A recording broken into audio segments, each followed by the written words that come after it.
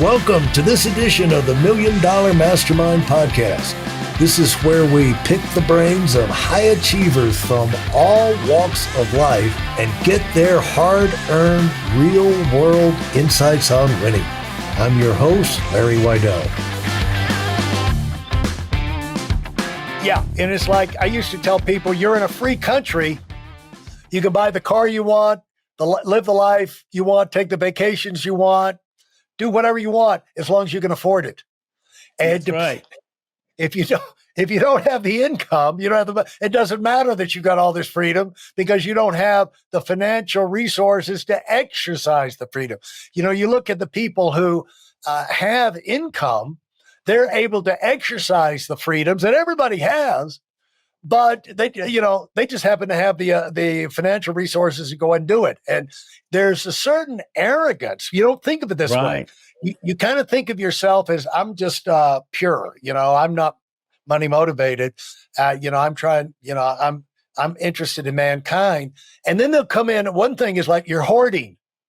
In fact, a good friend of ours that you know very, very well said, that's hoarding. To try and accumulate a lot of hoarding, and it make you feel defensible. I got all this money, I'm hoarding it. That's not the point. The thing is not to put a priority on accumulating money is an arrogance. It's an arrogance that life cannot do to you because you're so good what it does to everybody else, and like it says in the Bible, chance, circumstance helps us all. Rain falls on the good and the bad. Earthquakes happen with the good and the bad people in the town, and so the deal is that when you don't take advantage of the opportunity to accumulate some protection for yourself as fast as possible, you're living with an arrogance toward the future. And the thing is, like you pointed out, we don't know the future. Bill, I went through my entire life in financial services, recruiting, training, in the insurance and the investment world. And one thing that comes up like disability insurance. And I used to say to people, look, disability insurance, one of the reasons, get it if you want, but one of the reasons not to get it is because insurance companies are not going to pay you disability until after 6 months. And you know why? Because they know that after 6 months, you'll either be dead or you'll be back in business again, and they won't have to pay for it. So don't buy disability insurance, And so and now I've said that my entire life. I've told people that, in 90 days, you'll be dead or over it. And so that's why they don't pay for 6 months. Now, on the other hand, Bill, I'm coming out of 16 stinking years of this cycling accident in the middle of Palm Beach in front of the police station where they put in a new curb, and I hit it at night because they hadn't put the lights in yet where you'd see it when it got dusk. And I hit that thing and tumbled and, gained 100 pounds, fought, I just, been going on, it's my full-time job has been going to therapy for 16 years, try and find people who had answers. And even now, I'm out here in Aspen. I've been out here.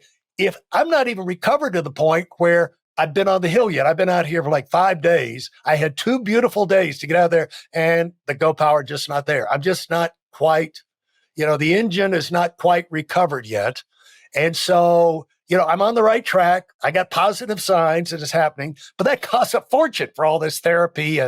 But and I look back and, to have a business to where I could work through the phone, through live communications, conference calls, things like that is a blessing. And that's why it's another thing is try and organize, work to organize your business to where other people can run it in your absence and you can run it through them as fast as possible. That's another reason for to build up the net worth protection, but also to get systems in place in your business where it can be run by other people on a minute-to-minute, day-to-day basis without you actually there, because we don't know that we're actually going to be there. But as long as we can have an influence, we can still maintain our position and all. But it is an arrogant attitude that we don't know.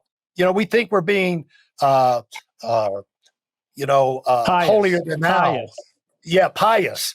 That won't happen to us. I'll give it but even the amount of money you give away. I mean, if you're giving it all away, that's great. And they say you can't outgive God.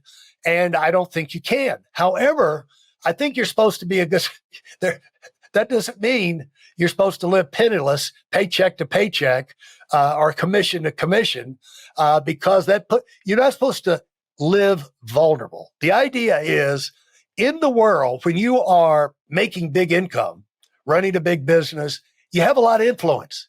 You have a lot of people counting on you. And when you make yourself vulnerable, either financially vulnerable, either business vulnerable, any vulnerability, that's on you as the leader, because you should work hard to remove those vulnerabilities so you have a cocoon, a cushion, a good cocoon, Bill, like you used in your recent book, a good cushion around you. You can be like Norm Schwarzkopf in the war on Iraq. He was in the war, but he was in a bunker a couple hundred miles away. He had very little chance of a terrorist group sneaking in and killing Norman, And so, that's why you need to build these protections in place. But this is one that is so easily missed, isn't it? You're right, Larry. And a lot of it is we're brainwashed into it. And ever since we're youth, don't make too much money, go to hell. And you know how many men I know, they're relying on their spouse's income? Between her income and my son's paper out, we'll be okay. You know how many people children are forced to go borrow money to go to college because the parents don't want to accumulate money for fear it's going to be bad? There's $1.7 trillion in student loans out there that these people are not going to pay back. And the government's using it as a wedge to get votes. So we'll pay it back for you. And so somebody's got to pay those back. And that's why we want to create, and the people that listen to our call once a month, an encouraging word that it's okay to want to make money. It's okay. I look at the mind, Larry, as a garden. What are you planting in your mind? Most people are planting fear. And number one stressor that causes divorce in America is financial. That's math. That's the truth. The third largest killer of people in America today is stress from a job, where people hate their jobs. 70% of all Americans go through something called the Sunday night scaries, but they go into work, they hate it, they're crying as they're going in, but they need that paycheck. I owe, so off to work I go. And they've never had read a book on money and finance. They've never been encouraged. That's why I read every third book I read is a money encouragement book. One of my favorite ones is a book called The Wealth Choice by Dennis Kimbrough. It's a masterpiece. I just finished rereading again for like the 8th time, Think and Grow Rich. There's another one I just finished reading called Born Rich. There's one called I'm a Badass at Making Money. Another one I just finished reading is How to Become a Millionaire God's Way. These are all books encouraging people that it's okay, but you've got to plant the thought of having and accumulating money and having a net worth in your garden for it to grow. And you got to tend that garden, and you got to weed that garden. And that's why most people today are living financially fruitless lives. Again, when a tide goes out, we're going to find out who's been swimming naked. Most of our country today is being run on debt, from our government to families. All these nice cars, nice houses, it's all debt. And so someone like you and I, Larry, we have zero debt. Zero debt. We're not living our lives based on the based on our ability to make money. And so, Larry, it's a very encouraging group of people that we associate with. And you're absolutely right. I'm scared to death for people that don't have a money consciousness, because they automatically have a poverty consciousness, and that's not healthy. Well, we learn things by stories and examples. And he wasn't able to get on to this call, but you chose your partner for this podcast, because he had a similar tough background. Omar's background is he grew up in Miami, and his father was a cop, and they lived in the cop neighborhood, and they were, struggling to make ends meet, and just like, hand to mouth type existence. And so that creates all kind of tension and created the kind of family tension and job tension and all that. And so he grew up not getting any kind of financial input. But and then when he got to college, he tells a story. When he got to college, you get in there and they find out that everybody wants to give you a credit card. So he got a whole pocket full of credit cards and immediately spent all the money. It's just like, free money. What's wrong with this? And got himself immediately down the hole financially. But, he came out of it. And you can the story is you can come out of whatever hole you in, because you really don't have a choice to come out of it. But when you come out of it, the thing is, I'm going to come out of it, but I'm going to be different in the sense that step by step, I'm going to put aside, make that a number one priority. In fact, we had Red Buison on this podcast here a little while ago, and she talked about that was so ingrained with her and Bobby back when he was making $5,000 as a teacher at a private high school there in Atlanta, Georgia, before he started his financial business, that even when they were making $5,000 a year, they saved money. I said, how'd you do it? She said, we just figured it out, and we made it a game of how little money we could spend. I had a garden in the backyard.